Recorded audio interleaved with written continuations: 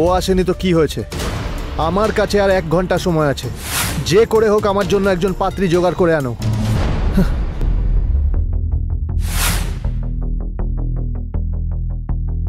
Hello আবির, কোথায় তুমি? আজ তো আমাদের বিয়ে। না, আমি আসছি না।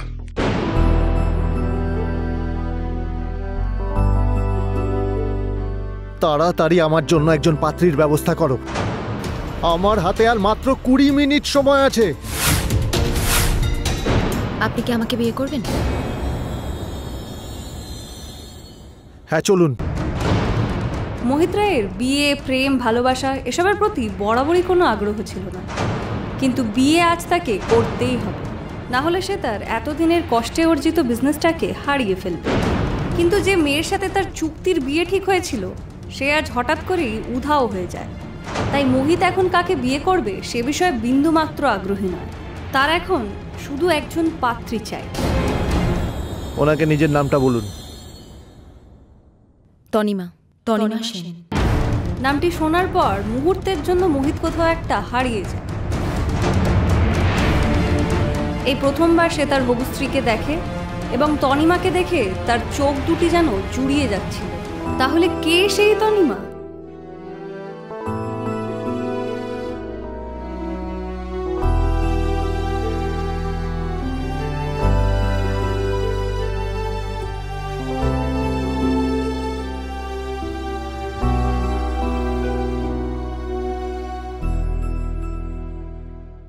ঘড়ির কাঁটায় তখন রাত 10টা। বাইপাসের ধারে গাড়িগুলো বেশ স্পিডে ছুটে যাচ্ছে। আসলে যত রাতই হোক কলকাতায় এই রাস্তা কখনোই ফাঁকা থাকে না, আর বিয়ের ভরা মরশুমে তো একদমই নয়। সেখানকারই এক ব্যাঙ্কোয়েট হলে তখন জমজমাট এক ব্যাচেলার পার্টি চলছে। আসলে তনিমা তার বন্ধু বান্ধবদের জন্য একটা ব্যাচেলার পার্টির আয়োজন করেছে। তনিমা নামের মানে হলো সৌন্দর্য। বাঙালিদের মধ্যে এই নাম খুবই কমন, আর তনিমাকে দেখলেই তার নামের সার্থকতা তার ব্যবহার এবং তার শারীরিক সৌন্দর্যে প্রকাশ পায়। সিঙ্গল লাইফের শেষ পার্টির আনন্দেই তনিমা অনেকটাই মদ খেয়ে ফেলেছে।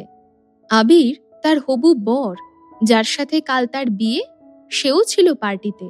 তনিমার এই বেসামাল অবস্থা দেখে তাকে কোলে তুলে আবির নিয়ে আসে নিজের ফ্ল্যাটে এবং লিভিং রুমের বিছানায় শুইয়ে দেয়।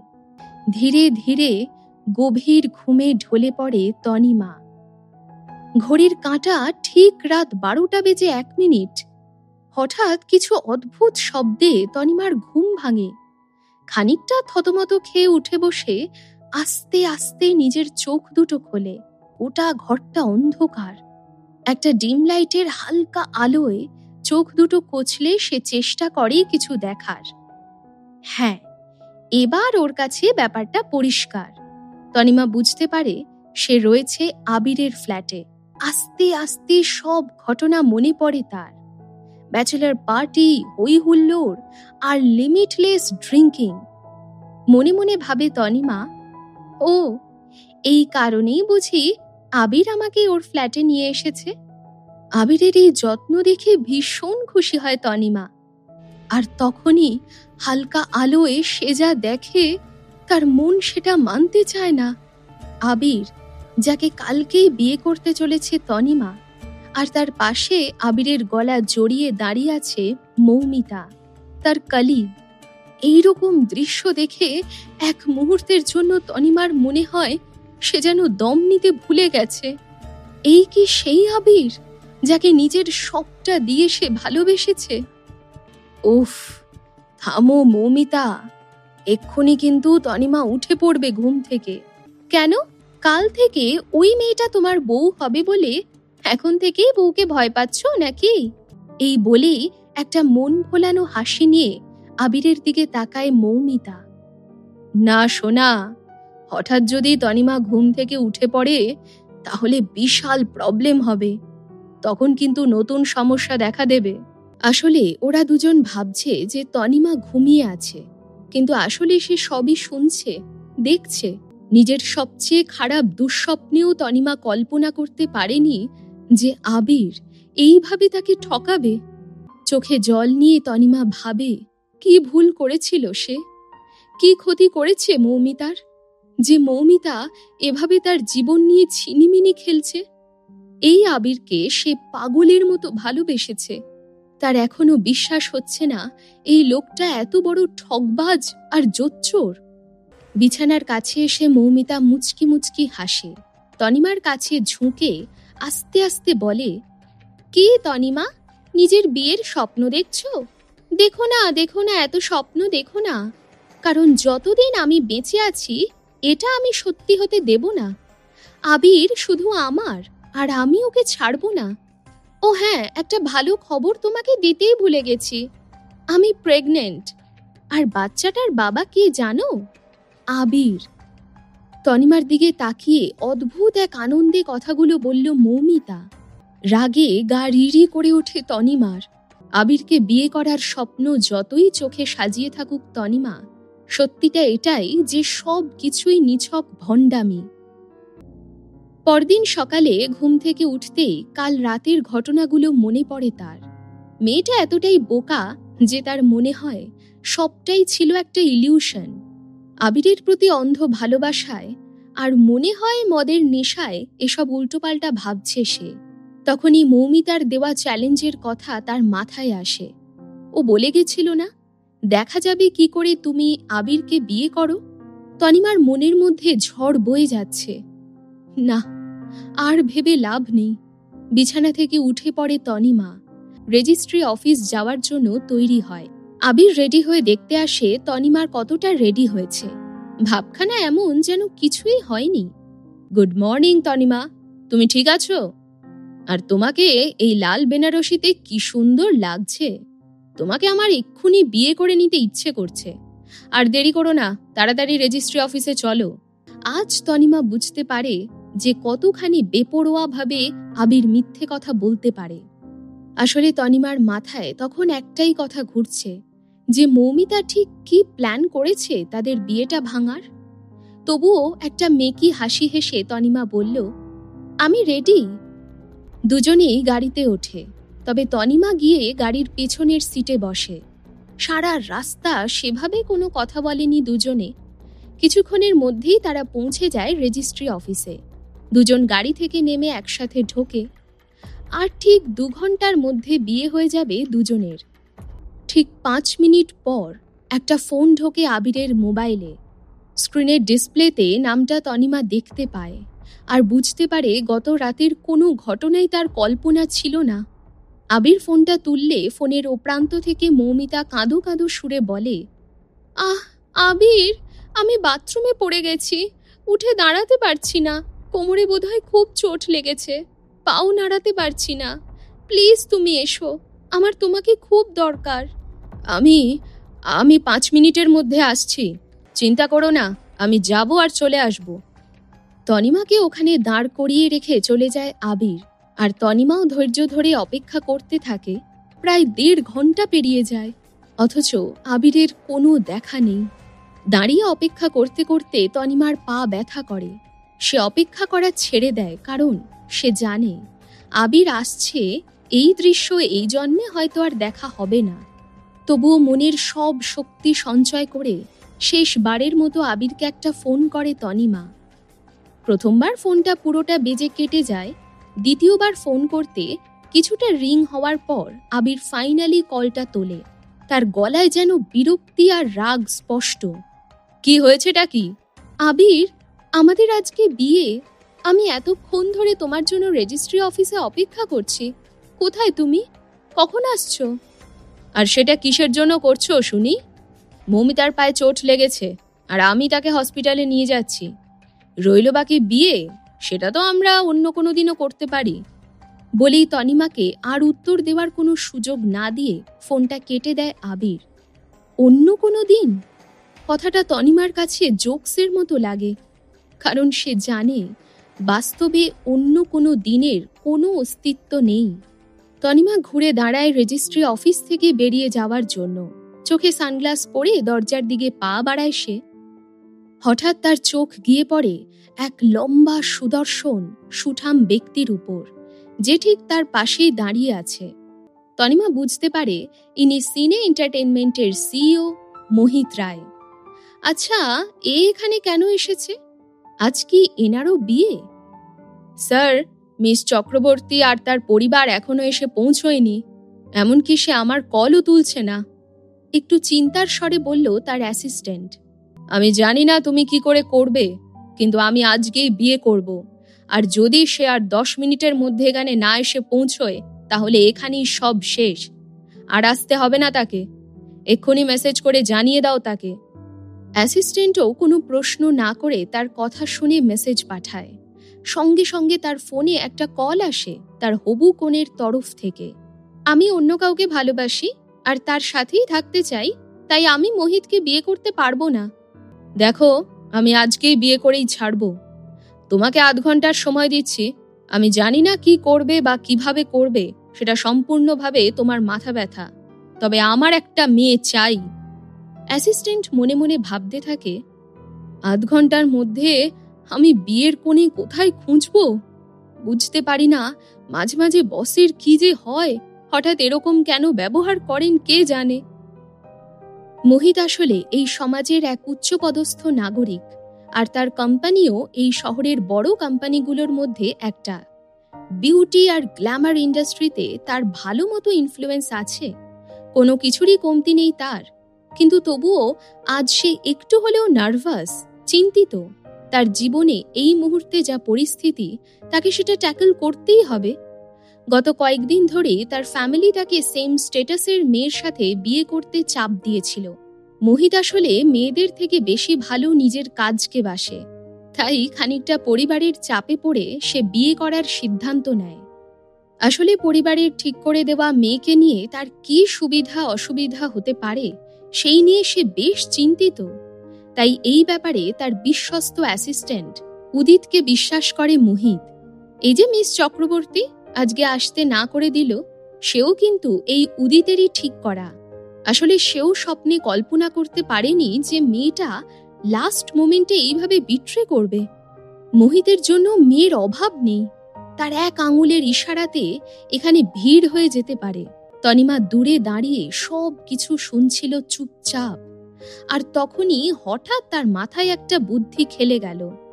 নিজের চোখ থেকে সানগ্লাসটা খুলে সোজা মোহিতের সামনে গিয়ে দাঁড়ালো, তার চোখে চোখ রেখে।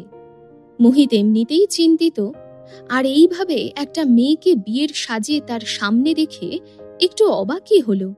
হ্যালো মিস্টার মোহিত, আমার মনে হয় যে মেয়েকে বিয়ে করতে আপনি এখানে এসেছিলেন সে আজ আসেনি, আর যে মানুষটাকে বিয়ে করতে আমি এখানে এসেছি সে অন্য একটা মেয়ের সাথে পালিয়ে গেছে। আমার মনে হয় আমরা দুজনেই এখন একই পরিস্থিতির সম্মুখীন, তাই আজকে এখান থেকে আমরা দুজনে কি বিয়ে করতে পারি? একদমই পুরো কথাটা বলল তনিমা। এদিকে সব কিছু শুনে মোহিতের অ্যাসিস্ট্যান্টের চক্ষু চড়ক কাজ। কি বলে মেয়েটা? একটা মেয়ে হয়ে তার এত সাহস কি করে হলো? উদিত ভেবেই কুল পাচ্ছে না। তাহলে কি আমরা বিয়ে করতে পারি মানে? তনিমার চোখে মুখে কোনো ইমোশন ছিল না, শুধু চুপচাপ সে মোহিতের দিকে তাকিয়েছিল। সে উদিতকে নিজের কাছে ডাকলো আর একটু নিচু গলায় অর্ডার দিল, 5 মিনিট সময় দিচ্ছি তোমাকে, আমাকে এই মেয়েটার সমস্ত ডিটেলস দাও। উদিত এই কাজের জায়গায় অনেক দিন রয়েছে, তাই তার অভিজ্ঞ চোখ কাউকে চিনতে ভুল করে না। তনিমাকে দেখে সে চিনতে পেরেছিল যে এই মেয়ে এক সময়কার নাম করা মডেল, তাই তার নাম গুগলে সার্চ করতেই তার সম্বন্ধে যাবতীয় তথ্য স্ক্রিনে ভেসে উঠল। সেই পেজটা সে মোহিতকে দেখালো। ঠিক আছে, লেটস গেট ম্যারিড। এই মুহূর্তে মোহিতকে বিয়ে করার পিছনে একটাই উদ্দেশ্য ছিল তনিমার। সে আবিরকে উচিত শিক্ষা দিতে চায়। সে দেখতে চায় যখন আবির জানতে পারবে যে তার হবু স্ত্রী অন্য একজনকে বিয়ে করে নিয়েছে, তখন তার মুখের অবস্থাটা ঠিক কেমন হয়। কারণ এত কিছু হওয়ার পরেও আবিরের কাছ থেকে সে বিশ্বাসঘাতকতা আর কষ্ট ছাড়া কিছুই পায়নি। তনিমা ঠিক করে সে অপমানের বদলা নেবে আবিরের থেকে। 8 ঘন্টার মধ্যে তাদের বিয়ের যাবতীয় নিয়মকানুন পালন করা হয়ে গেল। তনিমা এখন আইনত মোহিতের স্ত্রী। এই 10 মিনিটের মধ্যে তারা দুজন সম্পূর্ণ অপরিচিত থেকে চিরজীবনের সঙ্গীতে পরিণত হলো। মিস্টার মোহিত, আমি কি আপনার সাথে একটু কথা বলতে পারি? যা কথা বলার গাড়িতে উঠে বলা যাবে। আর তনিমাকে তার সাথে আসতে বলল। একটু দূরত্ব রেখেই তনিমা মোহিতের পিছন পিছন হাঁটতে লাগলো। আমাকে বিয়ে করার জন্য ধন্যবাদ। আপনি আমার জন্য যা করলেন তাতে আমার অনেক উপকার হয়েছে। আপনি আমাকে বলতে পারেন আপনি আমার থেকে কি চান, আমি চেষ্টা করব পূরণ করার। খুব শান্ত গলায় তনিমা বলল, আমার কিচ্ছু চাই না, তবে আমার দুটো শর্ত আছে, আশা করি আপনি আপত্তি করবেন না। হ্যাঁ, কি বলুন? প্রথমত, যদি খুব প্রয়োজন না পড়ে তাহলে আমি চাই না আমাদের আসল সম্পর্ক সবাই জানুক। আর দ্বিতীয়ত, আমি চাই না যে আমার ব্যক্তিগত বিষয়ে আপনি নাক গলান। কথা দিচ্ছি, যেহেতু আমি নিজের ইচ্ছে বিয়ে করেছি, তাই আমার কাছে আপনি আমার হাজব্যান্ড, তাই অন্য কোনো পুরুষের সাথে কোনো সম্পর্কে আমি জড়াবো না। খুব ধৈর্য ধরে মোহিত তনিমার সব কথা শুনল। যখন বিয়েটা মেনেই নিয়েছো, তাহলে তোমাকে তুমি করেই বলছি। তোমার শর্তে আমি রাজি, কিন্তু আমি চাই সামাজিকভাবে আমাদের বিয়ে হোক। আমি তোমাকে 6 মাসের সময় দিলাম, তোমার জীবনের সমস্যাগুলোকে আস্তে আস্তে গুছিয়ে নাও। ততদিন আমি তোমাকে কোনো ডিস্টার্ব করব না। তারপর সমস্ত নিয়মকানুন মেনেই আমাদের বিয়েটা হবে সবার সামনে। Thank you. যেহেতু আমাদের বিয়ে হয়ে গেছে, আমাদের দুজনের আর আলাদা থাকা উচিত নয়। 3 দিন সময় দিচ্ছি তোমাকে। সব জিনিসপত্র গুছিয়ে যেখানে আমি তোমায় বলবো সেখানে চলে এসো। তনিমা কোনো আপত্তি করল না, কারণ যেহেতু তারা বিবাহিত, তাই এই দাবি করাটা স্বাভাবিক। আচ্ছা। তনিমার উত্তরে খুশি হলো মোহিত।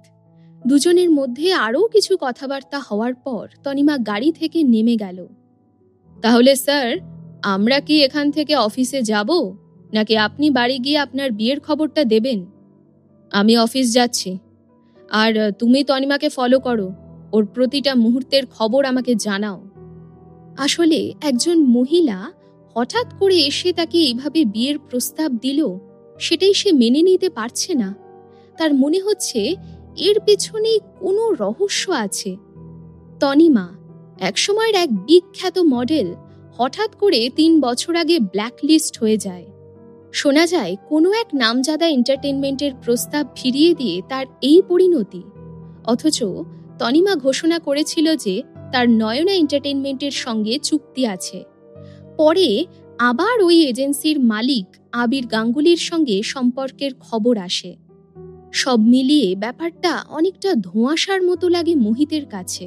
তাহলে স্যার, আমরা কি এখান থেকে অফিসে যাব, নাকি আপনি বাড়ি গিয়ে আপনার বিয়ের খবরটা দেবেন? আমি অফিস যাচ্ছি।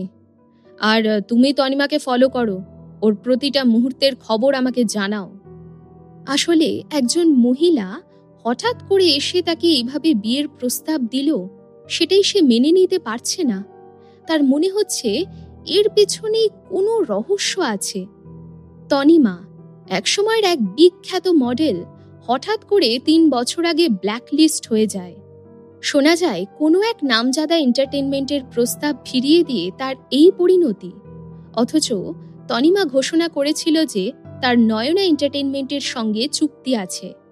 পরে আবার ওই এজেন্সির মালিক আবির গাঙ্গুলির সঙ্গে সম্পর্কের খবর আসে।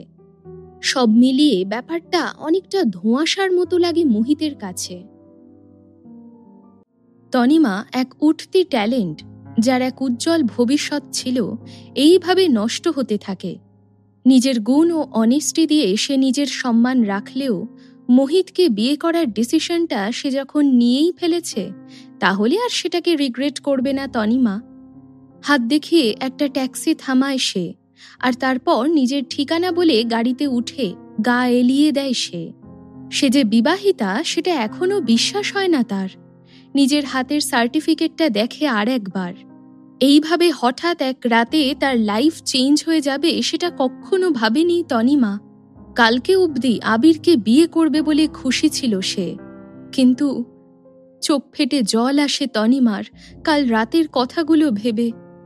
যাই হোক, তার বিয়ে হয়ে গেছে, তাই এখন আবিরের কথা ভাবা মানে মোহিতকে চিট করা। আবির এখন শুধু তার একটা বিশ্রী অতীত। এখন থেকে মোহিতই তার স্বামী, তাকে নিয়েই সারা জীবন থাকতে চায় তনিমা। চোখ খোলে তনিমা। হঠাৎ ব্যাগের ভেতর থেকে তার মোবাইলটা বেজে ওঠে।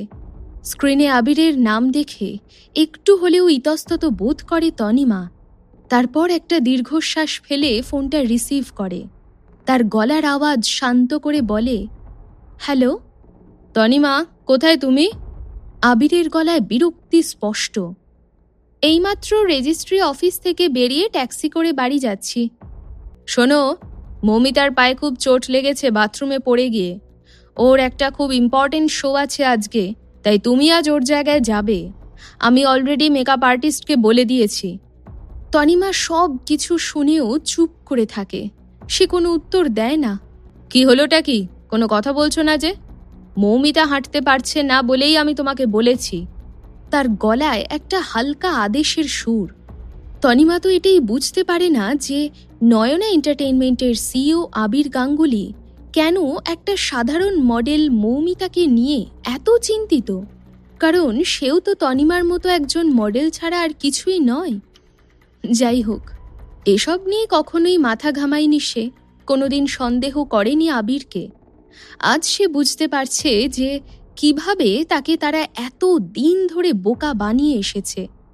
এর আগেও অনেকবার এভাবে মৌমিতার হয়ে প্রক্সি দিয়েছে তনিমা, অনেকবার। তুমি তো নিজেই বললে যে ও বাথরুমে পড়ে গেছে, তাহলে নিশ্চয়ই এতক্ষণে সমস্ত মিডিয়ায় খবর ছড়িয়ে গেছে। তাহলে কি মৌমিতা এখন শো করবে? আমি তাহলে প্রক্সি দিয়ে কি করব? আরে আমি অলরেডি ওদের বলে দিয়েছি যে মৌমিতা এই ব্যথা নিয়েও শো করতে যাবে। তুমি খালি সেটাই করো যেটা আমি তোমাকে করতে বলছি, অত প্রশ্ন করো না আমাকে। কি ভেবেছে ও? আমি কি ওর চাকর নাকি যে আমাকে এইভাবে অর্ডার দিচ্ছে? এখনো ভাবছে যে আমাকে এইভাবে বোকা বানাতে পারবে? এরকম আর কখনো হতে দেবে না তনিমা। আচ্ছা, আমি করব শোটা। আমাকে তুমি হোয়াটসঅ্যাপ করে দাও ঠিকানা আর টাইমটা। আমি যত তাড়াতাড়ি সম্ভব চলে যাচ্ছি। তনিমার কথা শুনে যেন আবিরের গলার স্বর আর কথা বলার ধরন পাল্টে গেল।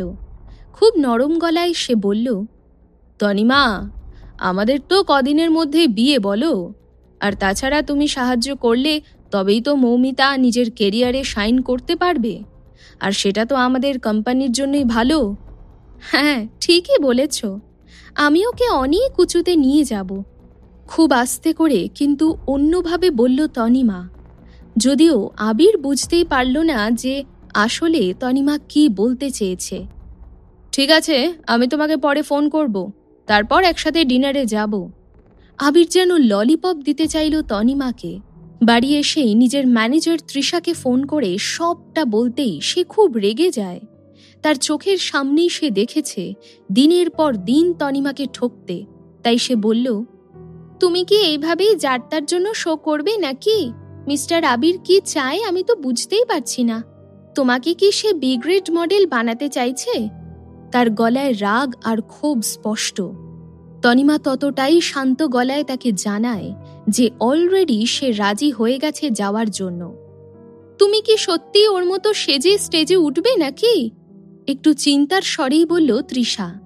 আসলে তনিমা আর তৃষা দুজনেই একসাথে এই নয়না এন্টারটেইনমেন্টের চুক্তি সাইন করেছিল। কিন্তু তারপর থেকে কারণে অকারণে এই সব অজুহাতে তনিমাকে এই সমস্ত কাজে পাঠায় আবির। আসলে তৃষার তনিমা দুজনে খুব ভালো বন্ধু, তাই তৃষার খারাপ লাগাটা বুঝতে পারে তনিমা। সে এবার বলে, তৃষা, যে ভুল আমি এতদিন করে এসেছি সেই ভুল আমি আর করব না। এইভাবে নিজেকে এক্সপ্লয়েট হতে দেব না। অনেক হয়েছে, আর নয়। ওর কথা শুনে তৃষার মনে হয় তনিমা কোনো একটা প্ল্যান করছে। আমাকে ঠিক কি কি করতে হবে বলো তো? তৃষা, এই অবস্থায় তুমি আমার বন্ধু হিসেবে একমাত্র ভরসা। তোমাকে আমায় এই প্ল্যানটাতে সাহায্য করতেই হবে। তুমি খালি আমাকে বলো কি করতে চাইছো। আমি তোমাকে কথা দিচ্ছি আমি সব সময় তোমার পাশে থাকব। তনিমা ঠিক করলো তার ম্যানেজার তৃষাকে ছাড়া এই মুহূর্তে অন্য কাউকে ট্রাস্ট করাটা উচিত নয়। তাই সে সব খুলে বলল তৃষাকে নিজের প্ল্যানের ব্যাপারে। তনিমা বলতে থাকলো, মৌমিতা এই পুরো ড্রামাটা করতে চাইছে যাতে ও প্রমাণ করতে পারে যে ওই একমাত্র আছে যে কাজকে সবচেয়ে বেশি ভালোবাসে, তবেই তো ওই টপ 10 মডেলস অ্যাওয়ার্ড ওর কপালে জুটবে। আমি জানি ও অ্যাপোলোতে ভর্তি, আমি দেখা করতে চাই, ব্যবস্থা করতে হবে তোমায়। তৃষা সঙ্গে সঙ্গে বলে, হ্যাঁ বুঝতে পেরেছি, ইভেন্টের সময় তুমি দেখাতে চাও যে তনিমা হসপিটালে আছে, তাই তো? শুধু ওটাই যথেষ্ট নয়, তার থেকেও বড় খবর হলো মৌমিতা প্রেগনেন্ট, আর বাচ্চার বাবা হলো আবির। এই খবরটাকে উইথ প্রুফ আমি এক্সপোজ করতে চাই, আর সেটাতেও আমার তোমার হেল্প লাগবে। খুব ধীর গলায় কথাগুলো বলল তনিমা। একটু দম নিয়ে সে আবার বলে, আজ অব্দি আবির আমাকে নানাভাবে ব্যবহার করেছে মৌমিতার বিকল্প হিসেবে। আমি চাই সেই সমস্ত ইনফরমেশন তুমি নিজের হাতের কাছে রেডি রাখো। তৃষা প্রথমে অবাক হয়ে যায়, যদিও তার বুঝতে অসুবিধে হয় না কেন হঠাৎ তনিমার এত পরিবর্তন। আবির আর মৌমিতা এই দুজন লজ্জা শরমের মাথা খেয়ে তনিমাকে নিয়ে ছিনিমিনি খেলে গেছে। দুঃখের বিষয় এটাই যে তনিমাও তাদের যথেষ্ট সুযোগ দিয়েছিল, তবে যার শেষ ভালো তার সব ভালো। ফাইনালি তনিমা নিজের ভালোটা বুঝতে পেরেছে। চিন্তা করো না, আমি অলওয়েজ তোমার পাশে আছি, তনিমাকে সাহস জুগিয়ে বলল তৃষা। আর কোনো উত্তর দেয় না তনিমা। আসলে এই মুহূর্তে অনেক কিছু ব্যাপার তার মাথায় ঘুরছে। যেভাবে ও এতদিন ওদের কাছে ট্রিটমেন্ট পেয়েছে, এবার সেটাই সুদে আসলে ফেরত দেওয়ার সময়। তৃষাকে সবটা বুঝিয়ে দেওয়ার পর তনিমা নিজের জিনিসপত্র গুছিয়ে নেয় শোতে যাওয়ার জন্য। কথা মতো গিয়ে দেখা করে মৌমিতার অ্যাসিস্ট্যান্টের সাথে। মৌমিতার অ্যাসিস্ট্যান্ট আসলে একজন বিবাহিত পুরুষ, কিন্তু তার চোখ মুখ দেখলেই বোঝা যায় সে ভীষণ চালাক একজন লোক। তার নাম সঞ্জয় মজুমদার। তনিমাকে দেখেই এক গাল হেসে তার দিকে এগিয়ে গেল সঞ্জয়। আজ অব্দি যতগুলো শোতে তনিমা এভাবে প্রক্সি দিয়েছে, সেই সব কটায় তনিমাকে মৌমিতা সাজাতে এই সাহায্য করেছিল। কোনো কথা না বলে তনিমা চুপচাপ সঞ্জয়কে ফলো করে। যেতে যেতে সঞ্জয় জিজ্ঞেস করে, এত দেরি করে আসার কারণ কি জানতে পারি? কারণ আমাদের হাতে একদম সময় নেই, আমাদের এক্ষুনি তোমার মেকআপ স্টার্ট করতে হবে। কোনো কথা না বলে তনিমা চুপচাপ তার কথা শুনতে থাকে। মেকআপ রুমে ঢুকে নিজের জিনিসপত্রগুলো টেবিলের ওপর সাজানোর পর চেয়ার টেনে রিল্যাক্স হয়ে বসে তনিমা। মেকআপ আর্টিস্ট ততক্ষণে তার জিনিসপত্র বের করতে শুরু করে দিয়েছে। আচ্ছা, আজকের শোটা ঠিক কি থিমের ওপর? একটা গা ছাড়া ভাব দেখিয়ে সঞ্জয় বলে, ও বিশেষ কিছু নয়, একটা সাধারণ প্রোগ্রাম। আসলে একটা বড় বিজ্ঞাপনের প্রচার হবে কলকাতার এক নামকরা জুয়েলারি শপের জন্য। তাদের গোটা ইন্ডিয়াতে অনেকগুলো ছোট ছোট আউটলেট আছে। প্রেজেন্টলি তারা কলকাতাতেও নিজের 5টা আউটলেট খুলেছে। সেই কালেকশনগুলোকে এক্সক্লুসিভলি তুলে ধরার জন্য এই শোটা ভালো করে করলে মৌমিতা এই জুয়েলারি কোম্পানির সঙ্গে একটা কন্ট্রাক্ট সাইন করার সুযোগ পাবে। তাতে ওর পপুলারিটি আর নয়না এন্টারটেইনমেন্টের গুডউইল তৈরি হবে। মেকআপ করতে করতে সবটা শুনল চুপচাপ তনিমা। সব কিছুই যেন শুধু মৌমিতা আর নয়না এন্টারটেইনমেন্টকে ঘিরে। এই সবের মধ্যে কোনোদিনও কি তনিমার কিছু ছিল? সে নিজেই ভেবে পাচ্ছে না এত দিন এই সাধারণ সত্যিগুলো কিভাবে তার চোখ এড়িয়ে গেল। এতটা অন্ধ হয়ে গিয়েছিল সে আবিরের প্রতি ভালোবাসায়। নিজেকেই নিজের চড় মারতে ইচ্ছে করছিল তনিমার। আসলে মৌমিতার পায়ে কোনো চোট নেই, সে পড়েও যায়নি কোথাও। আসলে এ সবই ছিল আবির আর তনিমার বিয়েটা আটকানোর একটা অজুহাত মাত্র। কিন্তু এখন যদি সে ফ্যাশন শো করতে চলে যায়, তাহলে আবিরের কাছে ধরা পড়ে যেতে পারে।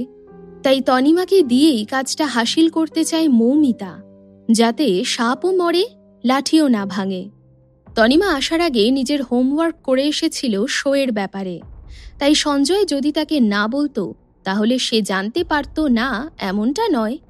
সে সমস্ত রকম ইনফরমেশন নিয়েই এই ভেন্যুতে এসেছে। সঞ্জয় দাঁড়িয়ে দাঁড়িয়ে আবিরের ফোনে বলা কথাগুলো যেন টিয়া পাখির মতো আউড়ে গেল। কিন্তু এখন আর তনিমাকে মিথ্যে কথা বলে কোনো লাভ নেই। এইসব বলে তাকে ভুল বোঝানোর দিন শেষ। সে এখন নিজের ভালোটা ভালোই বোঝে। সঞ্জয় একটু ফর্মালি তনিমাকে ধন্যবাদ জানিয়ে এক্সপ্লেইন করলো ঠিক কখন তাকে স্টেজে এন্ট্রি নিতে হবে। সঞ্জয় তাকে জুয়েলারি কালেকশন দেখালো যেটা পরে তাকে স্টেজে আসতে হবে।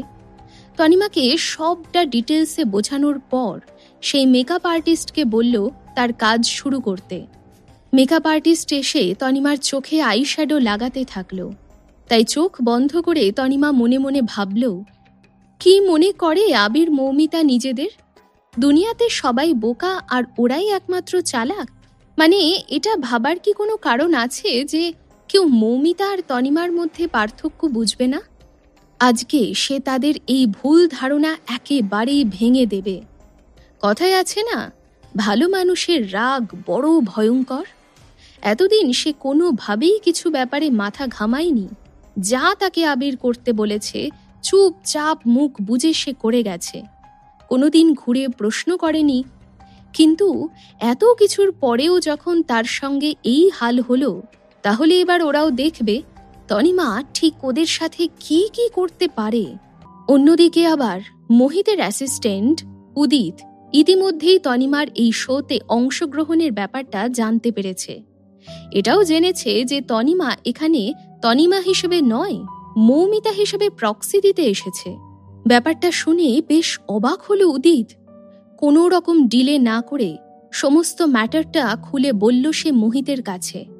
মোহিত সবটা শুনে অবাক হয়ে যায়, আর তারপরেই সে উদিতকে অর্ডার দেয়, আমিও অ্যাজ আ গেস্ট ওই শোটা অ্যাটেন্ড করতে চাই, তুমি যত তাড়াতাড়ি পারো অ্যারেঞ্জমেন্ট করো।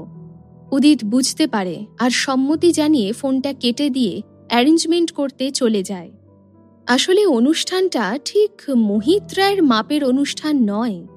এইরকম ছোটখাটো শোতে তার মতো লোকের আশা মানায় না, কিন্তু তবুও সে আজ আসবে নিজের পজিশন পাওয়ারের তোয়াক্কা না করেই, কারণ সে সদ্য হওয়া স্ত্রী তনিমাকে স্টেজে পারফর্ম করতে দেখতে চায়।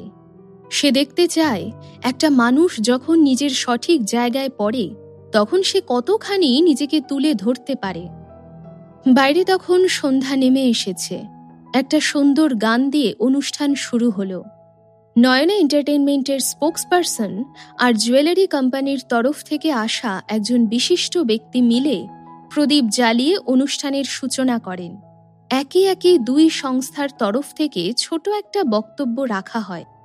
এদিকে তনিমার মেকআপ শেষ। আয়নার সামনে দাঁড়িয়ে নিজেই নিজেকে দেখতে থাকে তনিমা। ভাবে নিজের সৌন্দর্যকে কিভাবে নিজের হাতেই সে তিলে তিলে শেষ করে দিয়েছে।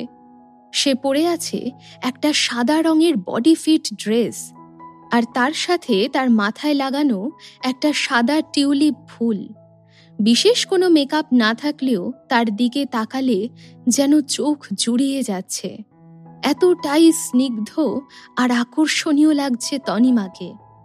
তনিমা কতখানি রেডি হয়েছে সেটা দেখতে এসে সঞ্জয়ও চমকে যায়। এ কাকে দেখছে সে? মনে মনে তনিমার সৌন্দর্যের তারিফ না করে পারে না সঞ্জয়। নিজেই নিজেকে বলে ওঠে, মেয়েটা অসম্ভব সুন্দর। ঠিকঠাক করে গাইড করতে পারলে সে একজন বিরাট বড় মাপের মডেল হতে পারে। তবে এই মুহূর্তে এই ইভেন্টের জন্য তার সৌন্দর্য এবং ট্যালেন্ট দিয়ে যে সে আজ মৌমিতার জন্য অপরচুনিটি তৈরি করে দেবে, এ বিষয়ে কোনো সন্দেহ নেই।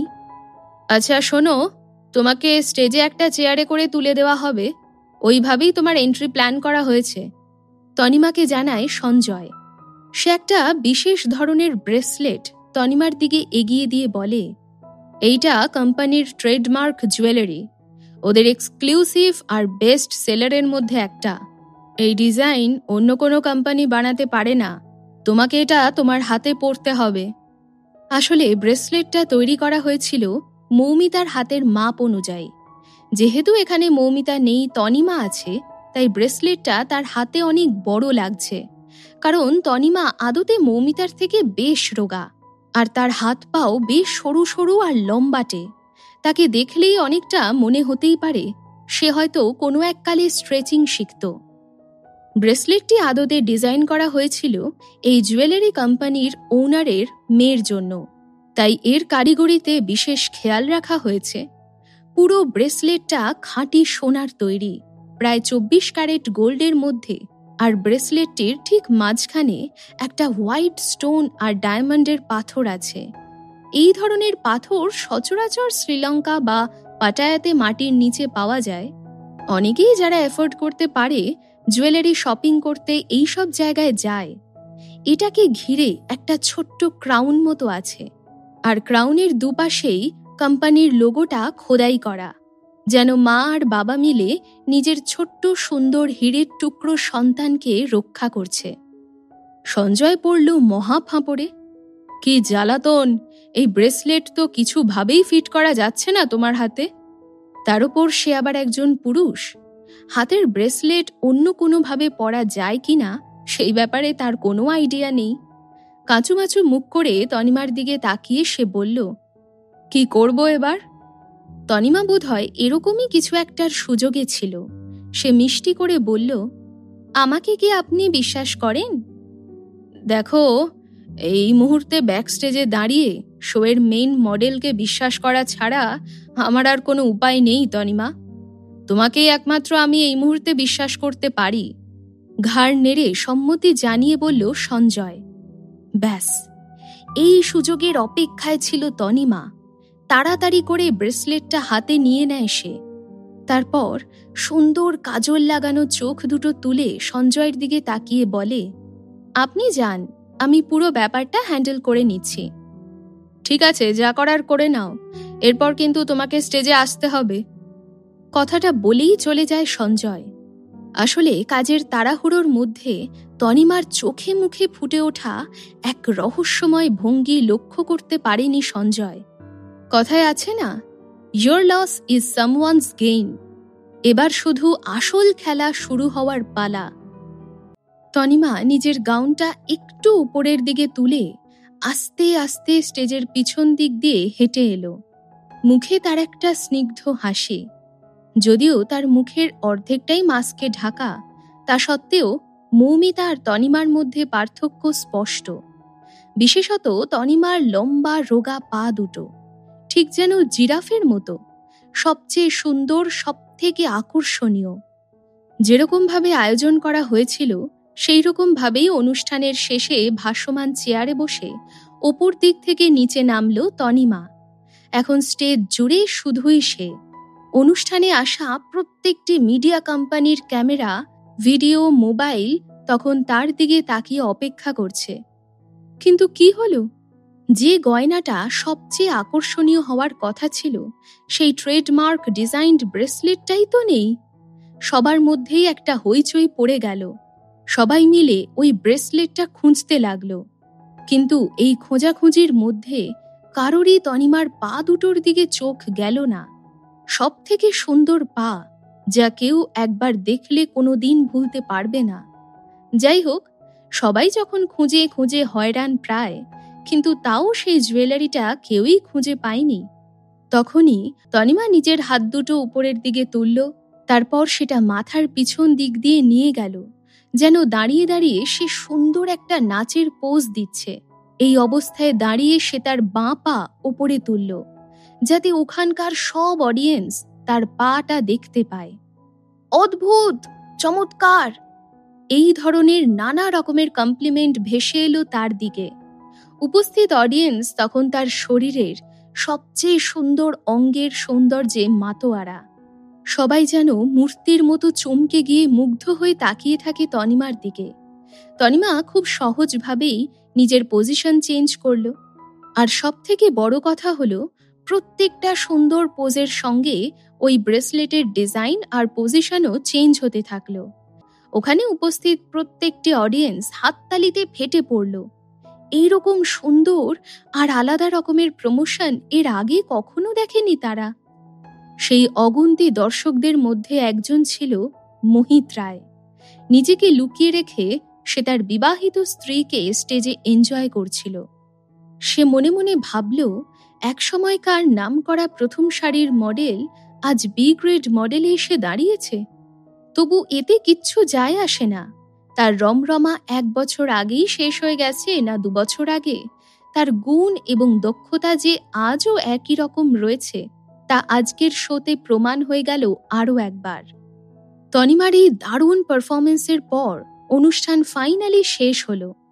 ইএফ জুয়েলার্সের মালিক মৌমিতা অর্থাৎ তনিমার এই পারফরমেন্সে ভীষণ খুশি, যদিও তার এটা জানা নেই যে স্টেজে দাঁড়িয়ে আছে সে আসলে তনিমা। তিনি ধীরে ধীরে স্টেজের উপরে উঠে এসে প্রথমত প্রচুর প্রশংসা করলেন তনিমার। শুধু তাই নয়, হাত ধরে তনিমাকে স্টেজের উপরে ঠিকঠাকভাবে জামাকাপড় সামলে দাঁড়াতে সাহায্য করলেন।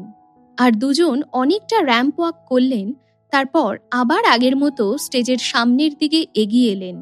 সবার দিকে তাকিয়ে বললেন, প্রত্যেকে যারা এই মুহূর্তে এই হল ঘরে উপস্থিত তাদের প্রতি আমি কৃতজ্ঞ। তিনি তনিমাকেও অনেক প্রশংসা করলেন আর জানালেন, আপনি যা করলেন তা দেখে আমি অবাক হয়ে গেছি। যদিও বা তনিমা খুব চুপচাপ আর শান্ত ছিল, তখন কোম্পানির মালিক বলে উঠলেন, ওয়েল ডান টিম। যাই হোক, সকলকে ধন্যবাদ জানিয়ে কোম্পানির মালিক বললেন, মৌমিতা আজকে যা করেছেন তা সত্যি দারুণ। তনিমা কোনো উত্তর দিল না, শুধু চুপচাপ দাঁড়িয়ে থাকল। হঠাৎ করে পেছন থেকে কে যেন কর্কশ গলায় বলে উঠল, আরে এই মহিলা তো মৌমিতা নন, এ তো সেই এক সময়কার নামকরা মডেল তনিমা। মৌমিতাকে আমি খুব ভালো করেই চিনি, ওর এত সুন্দর নিখুঁত পা নেই। এবার যতজন ওখানে ছিল প্রত্যেকে চমকে গেল কথাটা শুনে, এবং তার সাথে সাথে সবার চোখ ঘুরে গেল তনিমার পায়ের দিকে। রিপোর্টারদের কাছ থেকে প্রশ্ন এলো, আপনি কি সত্যিই মৌমিতা? তাহলে নিজের মাস্ক খুলে প্রমাণ করুন। আর যদি আপনি মৌমিতা না হন, তাহলে নয়ন এন্টারটেইনমেন্টের বিরুদ্ধে আইনত মামলা করতে বাধ্য হব আমরা। এখানে উপস্থিত সকলের কৌতূহল বেড়ে গেল, আর তার সাথে বাড়তে লাগলো তাদের গলার আওয়াজ। জুয়েলারির ওনারও দাবি করলেন মাস্ক খোলার। জুয়েলারির ডিজাইনারও বলে উঠল, প্লিজ আপনার মুখের মাস্কটা খুলুন। এ কি আদৌ মৌমিতা? আর যদি মৌমিতা না হয়, তাহলে নয়না এন্টারটেইনমেন্ট সংস্থার সাথে তাদের যাবতীয় ডিল এক্ষুনি ক্যান্সেল করে দেবেন তারা। একটু অকওয়ার্ড ফিল করল তনিমা, কিন্তু এখন তার পালাবার কোনো পথ নেই, কারণ তাকে ঘিরে রয়েছে অনেক লোক। একটু অসহায় বোধ করল সে। আস্তে আস্তে নিজের মুখ থেকে মাস্ক সরালো। সবাই যেন দম বন্ধ হয়ে ক্লাইম্যাক্সের জন্য ওয়েট করছে। কয়েক সেকেন্ডের মধ্যেই মাস্ক সরে যাওয়ায় তার মুখ সবার কাছে পরিষ্কার হয়ে গেল। গল্পের পরবর্তী অংশ শোনার জন্য শুনতে থাকুন পকেট এফএম। লিংকটি রয়েছে ডেসক্রিপশনে।